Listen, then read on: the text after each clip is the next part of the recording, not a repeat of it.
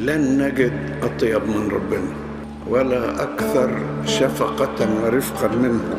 الله الذي دائما يعين الضعفاء ويقف مع المنكسر القلوب وينادي للمسبيين بالعتق وللمأسورين بالإطلاق. البشر صعبين، لكن اللي يقع في إيد ربنا يقع في الإيد الحنونة الطيبة اللطيفة.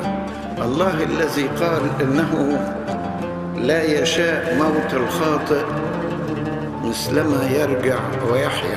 اللي قال هل أصر بموت الخاطئ، اللي احنا بنقول له كرحمتك يا رب ولا كخطايانا. ربنا طيب جدا ورأفاته واسعة، ولا يمكن في يوم من الأيام أن يقسو على أحد، حتى الذين عاشوا بعيدا عنه. عجيب ربنا في معاملاته مع البشر. بعدل ربنا يعرف إن البشر طبيعتهم ضعيفة، وإنهم لبسوا جسدا من المادة له ضعفاته. وبعدله أيضا يرى إن الحروب التي تقع على البشر حروب شديدة، سواء من الشيطان أو من المادة أو من البيئة المحيطة بهم.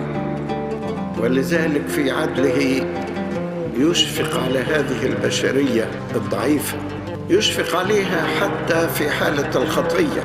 ولذلك يقول الرسول كلمة لطيفة جدا، يقول حيث كثرت الخطية كثرت النعمة جدا.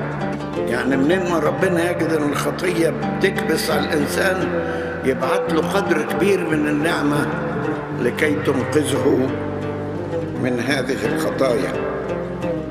ربنا ما بيقعدش يرقب آثام الناس علشان يعاقبهم. ربنا غاوي يغفر أكثر من أن هو يعاقب ويطول باله. والعجيب إن كثير من الخطاة الذين لا يبحثون عن الله، الله هو اللي بيبحث عنهم. في قصة الخروف الضال هو اللي بحث عنه لغاية لما لقاه. في قصة الدرهم المفقود هو اللي بحث عنه لغاية لما لقاه.